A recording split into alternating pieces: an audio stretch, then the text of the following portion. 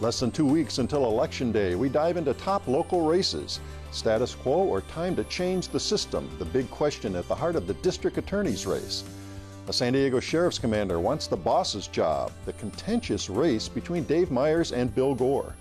And from North County to the heart of San Diego, 2 seats are up for grabs. That could shake up the County Board of Supervisors. I'm Mark Sauer. The KPBS Roundtable starts now.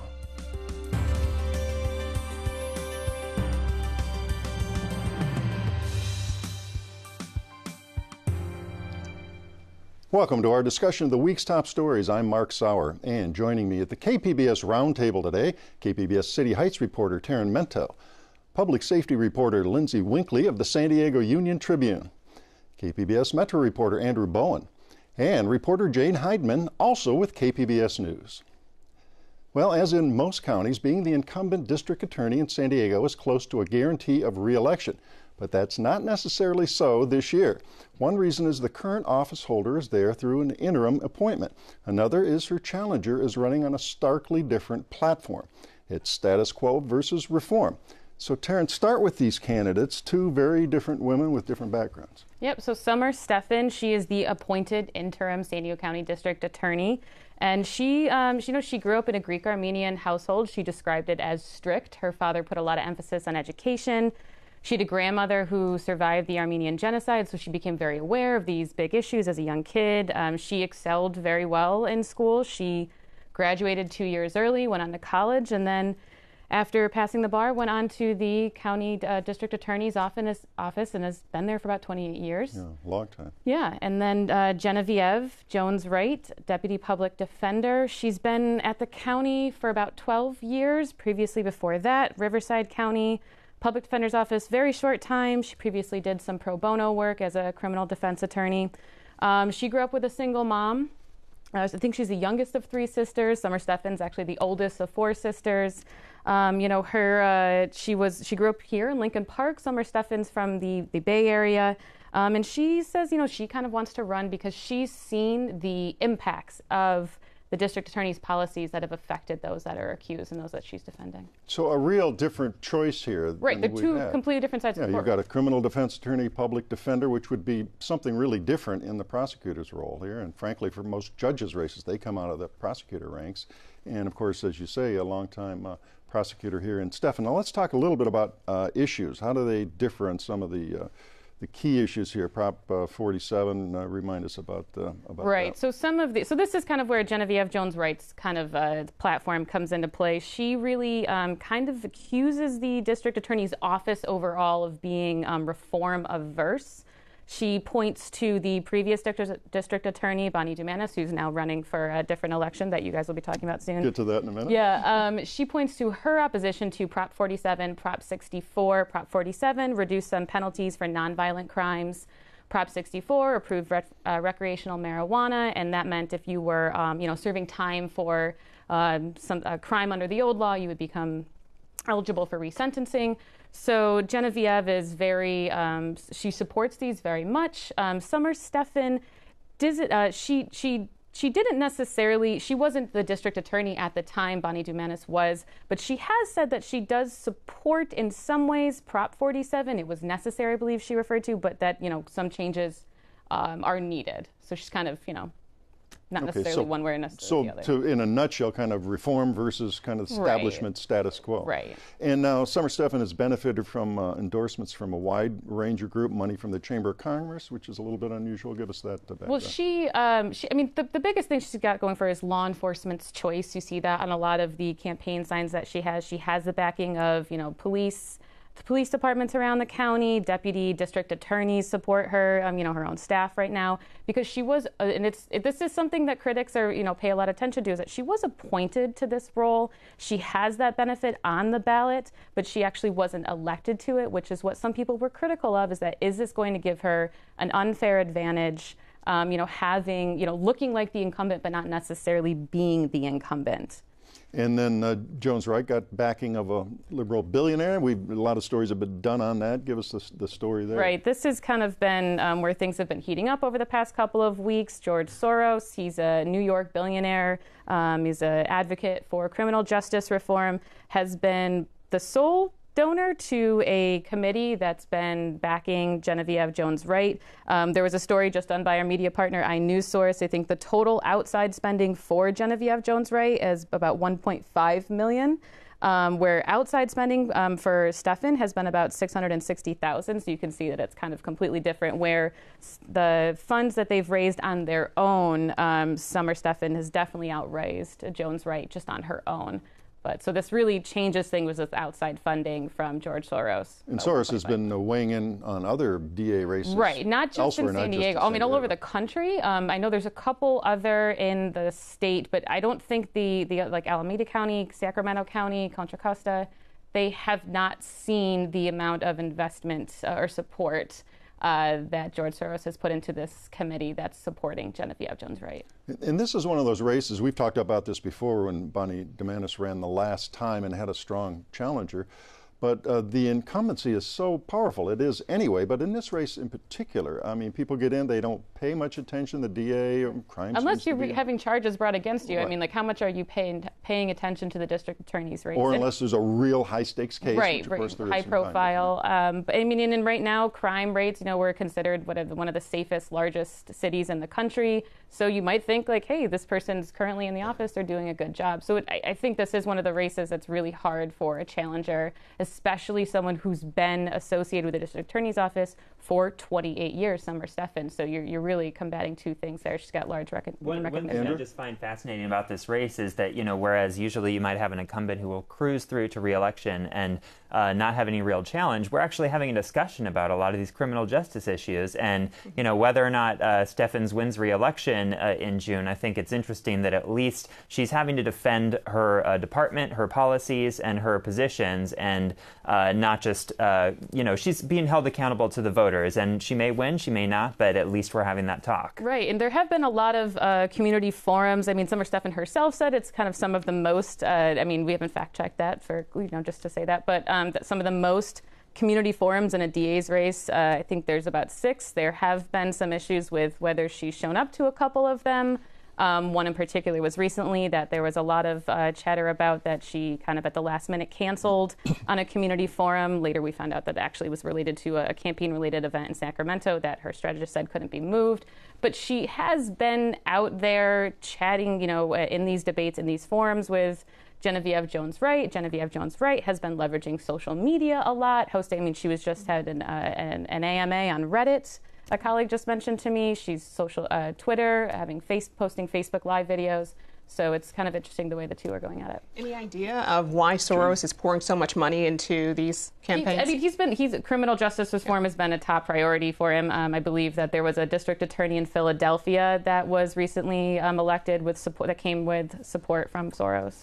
Enough. I mean, we're talking about well over $2 million, right? I think between the candidates. Yeah. Carl Luna, local political science professor, said like the most amount of money that he's seen in a DA's race that he could recall. So is the Soros money? County's race. Is that enough to even the playing field versus the incumbency? I mean, I guess that depends on who you ask. Summer Stefan's camp would say that it's just a little too much outside spending. Genevieve would say, well, this is leveling the playing field a little bit because of the name recognition and the current role that Summer Stefan holds. All right. Final question. This race will be over in the primary, right? Yeah, 2 candidates. So, whoever wins the majority of the vote. Very good. All right. We'll see what happens. We're going to move on here. A lot yet to talk about today. Perhaps even more contentious than the DA's race is the one for county sheriff. The incumbent Bill Gore has held the office for nearly a decade. Gore's opponent works for him, Commander Dave Myers, and the race has been anything but collegial. So, Lindsay, start with a thumbnail view, each man's background. Yeah, so they're both longtime lawmen. Dave Myers has been with the Sheriff's Department for more than 30 years, so he's done a variety of assignments within the department.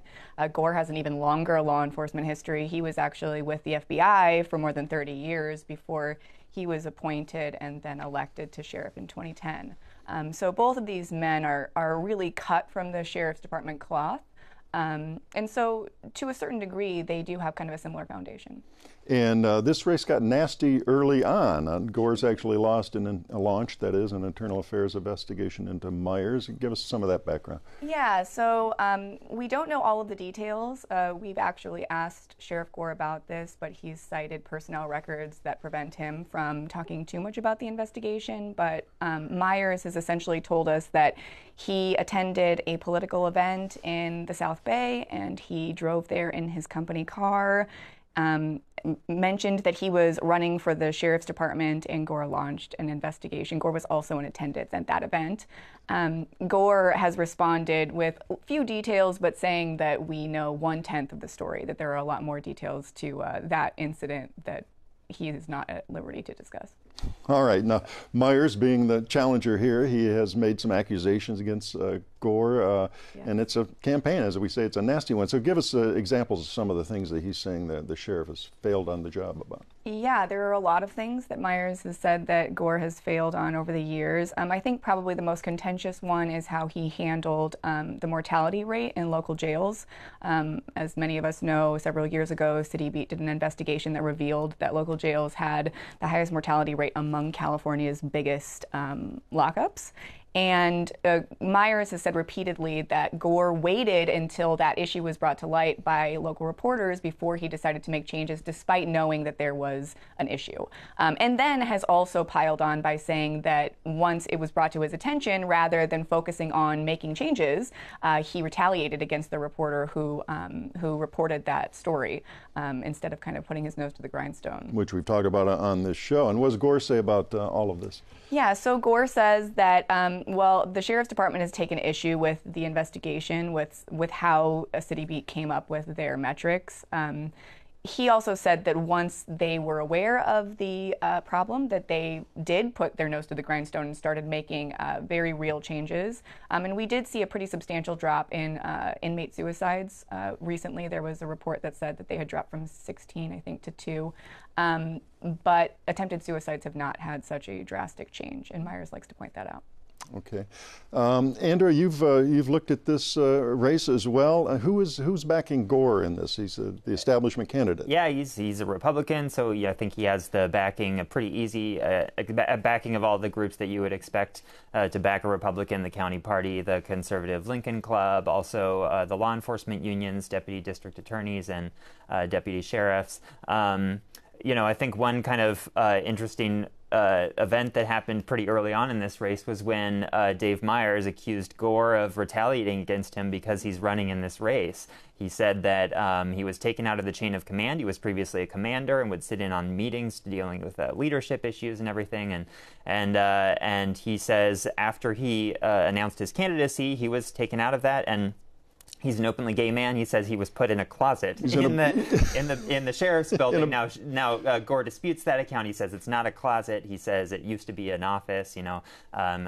All kind of silly details in this whole saga, but definitely revealing about this sort of personal feud that the two of them have. Yeah, and Sheriff has been pretty. Well, he has essentially said that it wasn't retaliation. That there was a very important job that he had to have Myers do, which is helping them relocate the crime lab from their Kearny Mesa location, but basically being an interior designer, correct, figuring out the configuration of furniture and things like that. But I think the fact that he was removed from meetings and relocated is something that actually might be of legal dispute, and I know that Myers is exploring that. I think, yeah, and I would expect some more nuggets of news to drop after the election, regardless of who is successful. There might be more movement on that.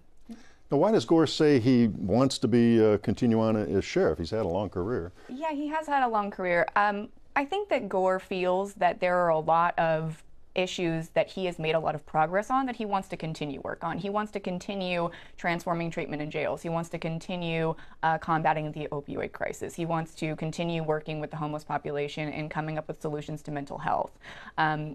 versus Myers, who feels that Gore is a kind of reactive leader who really waits for issues to pile up before he makes substantial changes. And Myers, similarly to kind of the DA's race, has also taken a reform stance. He really feels that the department is not reflective as it could be of the community. Gore has disputed that.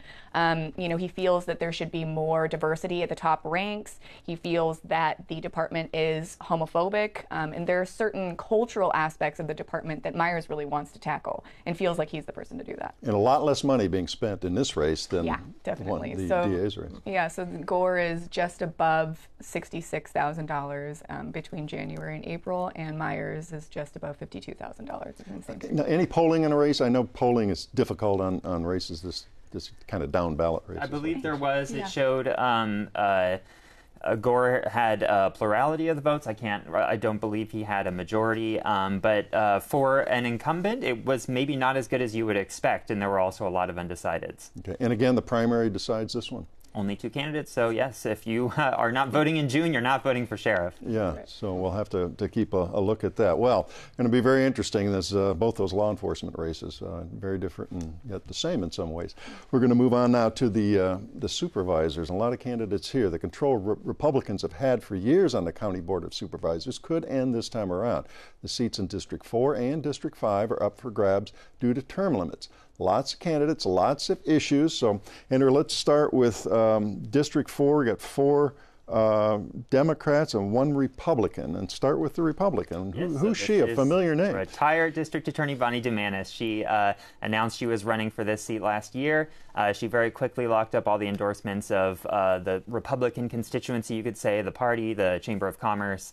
I think that she's definitely counting on her name ID, and the fact that she is a somewhat moderate Republican in this district is very heavily Democratic to carry her through to the November general election. She also says that she is, from having been a prosecutor, she's seen a lot of the consequences of people who do bad things but aren't necessarily bad people, and some missed opportunities perhaps where the county social services could have intervened and prevented a person's life from going down. All right, and less familiar is Democrat Omar Passons. What give us some background on that? Yeah, he's kind of a wild card in this race. He won the endorsement of the Union Tribune editorial board. They said that he has, the most clear and detailed plans for what he's actually going to do if he's elected.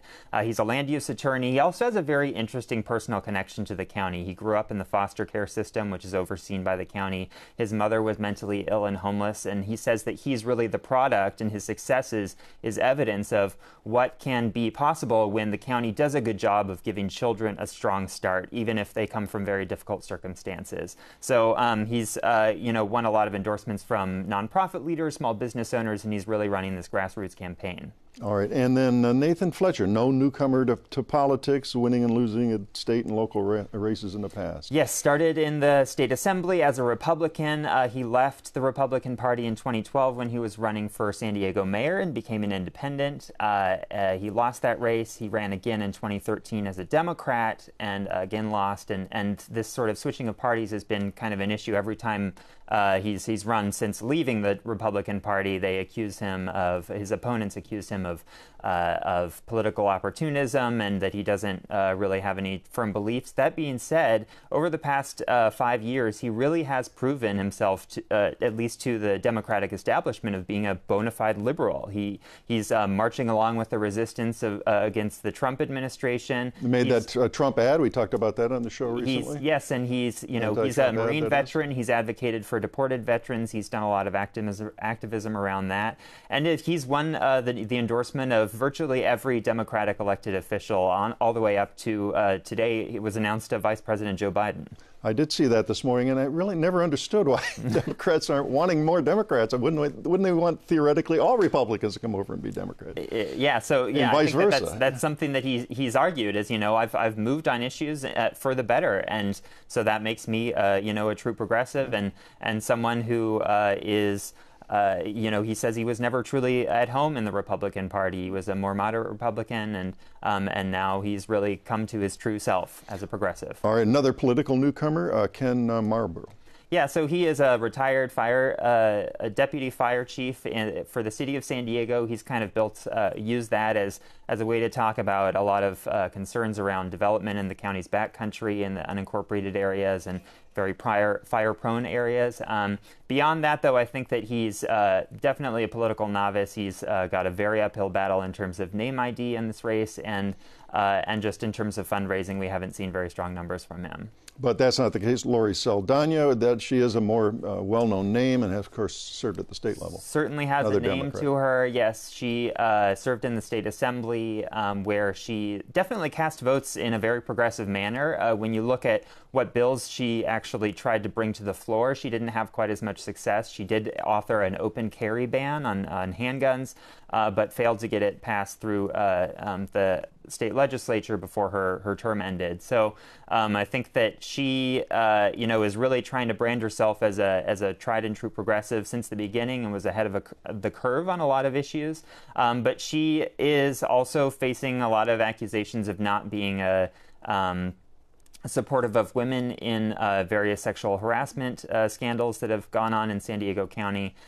She has essentially very little campaign cash, and her campaign has effectively been outsourced to this breakaway labor group called the Working Families Council. I don't think we have a whole lot of time to talk about all the background of that, but she's trying to run again, like her campaigns in the past, a very grassroots campaign. But it would seem that Fletcher and DeMantis are the big names here, and this won't be decided in the primary. Very unlikely, I would say. I think that based on the name ID and the fact that she's the only Republican, it's probably likely that Bonnie DeMantis will make it through to a runoff. But given all the infighting on the left, I would not wager any bets on who else might make it through. Mm-hmm. Fascinating race. District 5, Jade, a different kind of situation there, and more even 2 and 2, 2 Republicans, 2 Democrats. Start with the 4 candidates, and this is a North County district. Bill Horn has been there forever in that district here. Yeah. So who are the Democrats? Start with those 2. So the Democrats, you've got Michelle Gomez, and she sort of works in the private sector as a legislative analyst. You've also got, Jacqueline Arcivod, and she's on the town council out in Elfin Forest. She's been living in that area for, say, 25 years. So both of them are similar in some of their beliefs. You've got Michelle Gomez, who's endorsed by the Democratic Party, numerous labor unions, and the Sierra Club. And you've got Jacqueline, who's endorsed by Supervisor Pam Slater-Price. The big difference between these 2 candidates is that Jacqueline Arcivod is a very big environmentalist. She's also supported by a lot of those organizations, too. And she's really against building new housing in some of those unincorporated areas of North County. And housing and development, and we talked about those issues too, is a big part of that particular district, because that's some of the last places where there's land and we can spread. Exactly. And on the other side, the Republicans in the race. On the Republican side, you've got Jim Desmond, and he is the mayor of San Marcos. He's been sitting there for 12 years. And then you've got Jerry Kern, and he's spent 12 years on the council in Oceanside. So again, 2 similar candidates. The big difference between these 2, I think, for one, Jim Desmond has the endorsement of Bill Horn, the Republican Party, local law enforcement, and Jerry Kern, he's endorsed by State Senate Pat Bates and Assemblyman Rocky Chavez. The big difference between the 2 of them is that I think Kern is willing to build in some of those areas that are unincorporated. He was a little soft in his response on where he would build. Most everyone said they would stick with the I-15 area and areas where there's already infrastructure. He's willing to sort of break from that and build in other areas. All right, and different from the way Andrew was characterizing the other open district in the race here is this is not really an overwhelmingly Democratic or even a strong Democratic area, right? Tell us about it. It's definitely right-leaning. That's what the demographic is up there. Their concerns are housing, and you can almost, I think in going and speaking with the people who live there, they're pretty much happy with the way things are going. They're just concerned about their quality of life being threatened, and they really want to know what's going to happen with housing and development in the area. and traffic and sure, commuting all of that comes along with it.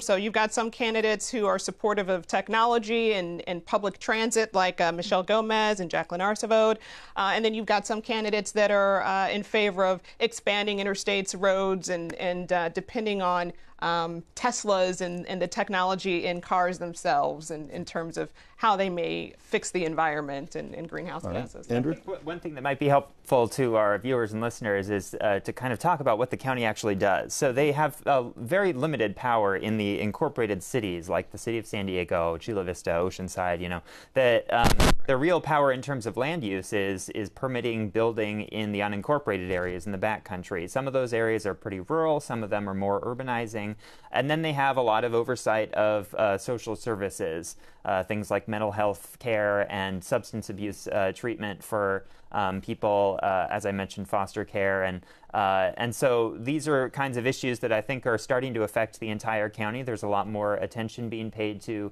county supervisors. They do have a significant amount of money in their reserves, and a lot of candidates, even Republicans in some of these races, are saying that we should spend some of that money, try to get more homeless people into treatment, and to spend perhaps some of that money on actually building housing for those people. All right, a few seconds left. The makeup could change. Republicans could lose this hold they've had. Well, in the long term, that's possible. I think in the short term, you know, we can probably expect a Republican to win District 5. We'll see what happens with the rest. All right, we're out of time, but we'll be watching those. It's going to be an exciting primary here as we move along. That does wrap up another week of stories at the KPBS Roundtable. I'd like to thank my guests, Taryn Mento of KPBS News, Lindsay Winkley of the San Diego Union Tribune, KPBS reporter Andrew Bowen, and Jane Heidemann, also with KPBS News. And for comprehensive coverage of the June primary, go to kpbs.org for our Voter's Guide. I'm Mark Sauer. Thanks for being with us today, and join us again next week on the Roundtable.